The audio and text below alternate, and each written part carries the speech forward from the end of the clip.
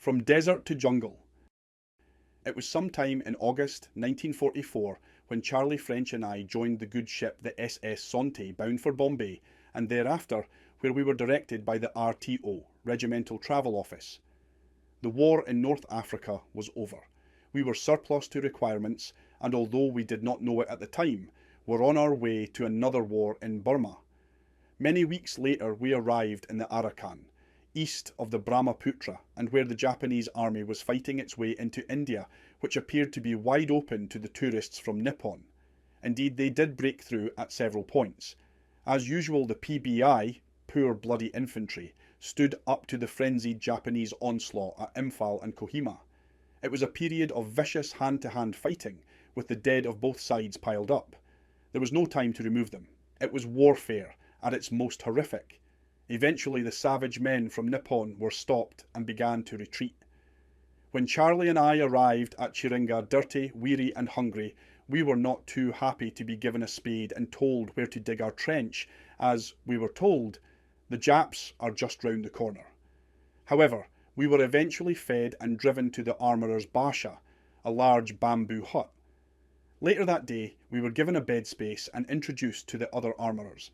Dick, a lawyer from London, Peter, another member of the legal fraternity also from London, Joe, we were told had been, before he decided to join the fray, the youngest headmaster in Durham, Jock, the only other Scot in the squadron and a member of a well-known Clydesdale horse-breeding family. Jock had often taken horses to South America. Then there was Lees, who worked in the Cotton Exchange in a northern English town, and of course Charlie, who was a coach bodybuilder from Dagenham. His main preoccupation was mathematics. Charlie was a wizard with numbers. Then there were others with other talents. The armament section of our squadron was, without any doubt, the intellectual hub of the squadron. In our time off, between loading 60-pound high-explosive rockets, rearming the Hispano cannons with high-explosive, incendiary and armour-piercing 20mm shells, and Browning guns with .303 ammo, we were at one time or another discussing religion, politics, British and world history and philosophy. We touched on all the sciences, including social, which of course is not a science. The three estates, the fourth dimension and the one God, were all open to discussion and argument. We took our politicians apart, including our great war leader, Winston S. Churchill. We knew, we held a mock election to prove it, that Labour would win the first post-war election. Peter carried a rusting, mildewed but still working wind-up gramophone all over Burma. Such was his love of classical music. Dick and Jock were also classical music buffs. Jock could, and did, silence any interruption with a glower when a record was playing.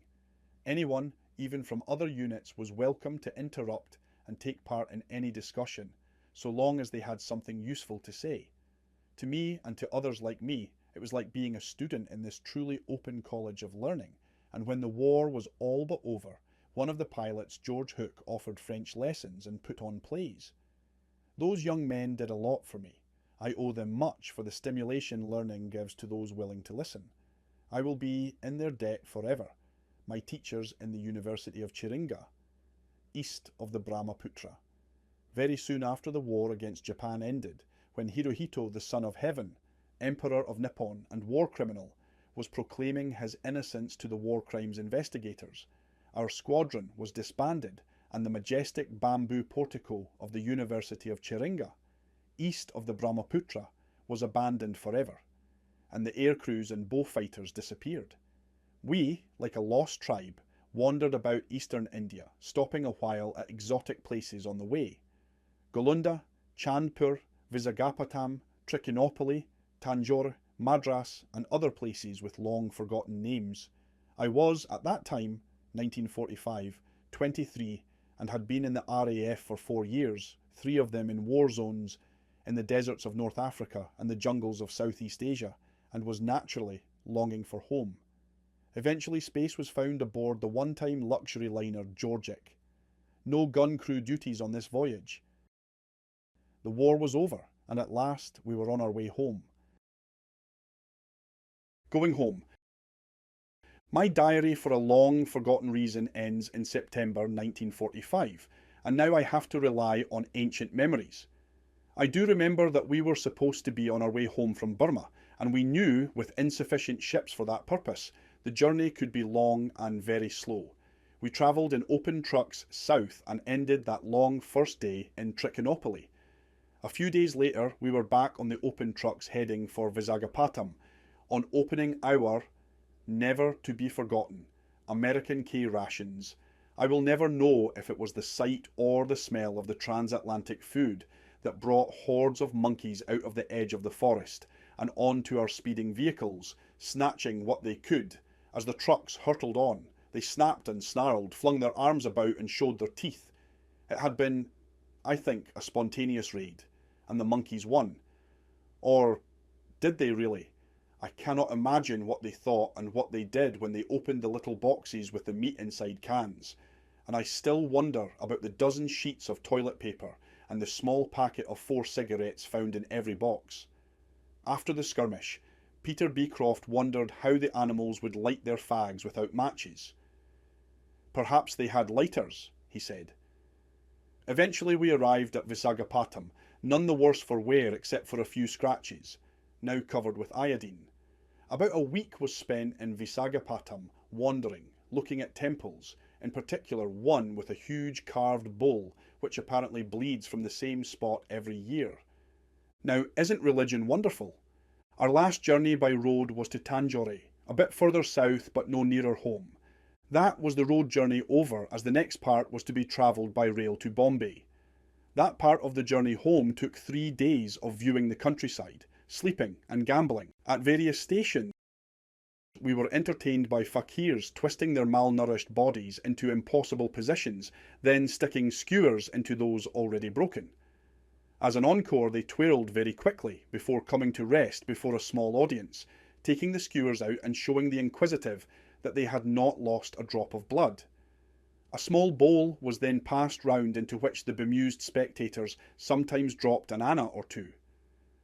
Unlike the New Zealand meat ship, the steamship Tamaroa with its stinking atmosphere, which I had travelled on in July 1942, we boarded the Georgic, a modern luxury liner converted to a troop ship. We actually got cabins. We were passengers, not crew, not ship's gunners, no dog or any other watch. The war was over. No need for blackout on this ship, no duties, no sweatbox because of sealed portholes. So we crossed the Indian Ocean into the Red Sea and onto Port Tewfik and onto Suez, where we had once been stoned. Then the 100 miles of the Suez Canal passing the spot on the Great Bitter Lake, where Arthur Danks and I had been shot at less than 2 years before. We sailed very slowly through the small Bitter Lake and into Lake Timsah, where the playboy King Farouk moored his private yacht. Onwards past Ismailia, passing El Ferdan, past the railway bridge that took me to Palestine only 18 months ago, it seemed like years, and where we had been inoculated with anti-bubonic serum nearly 2 years before, then slowly and carefully north to Port Said and into the wide Mediterranean Sea. Sailing through the Mediterranean in December was pleasant and made me think about the people who could afford luxury cruises. They would soon be booking, now that the war was over. On past Gibraltar, Gable Tariq, and out into the Atlantic and the Bay of Biscay, where all hell broke loose. I had never dreamt a December storm in the Bay of Biscay could be quite so violent. We, the military passengers, including the man who had been in charge of the Burma campaign, General Sir William Slim, were in danger. The man who led the Forgotten Army, and forgotten we were, as most of the armaments and other supplies went to support the war in Europe, with the dregs eventually reaching Bill Slim's Forgotten Army in Burma. After that little diversion back to Burma, we now return to the good ship Georgic. I cannot remember how long we were battered by that December storm, when we could do nothing to stop lifeboats and life rafts from destruction. We, the passengers, and, I must believe, the crew, would also be washed overboard. Huge waves towering above the giant liner Georgic, black waves with white tops smashing down on the ship, breaking lifeboats and life rafts from their moorings and smashing them to pieces before giving them to the ocean. I was seasick and could not eat for about 24 hours. I lay on my bunk for most of that time feeling sorry for myself. When I could move about the ship and looked out from a heaving deck, it seemed the end of the world was near as waves as high as 5-story tenement buildings appeared about to crash on top of us. But somehow the ship, tottering and heaving, seemed to slide up the side of the wave, and as we thought how marvellous it all was, another giant wave would take us by surprise and crash down on the deck, which was itself like a raging river of boiling water when the ship was on a level keel for a few seconds.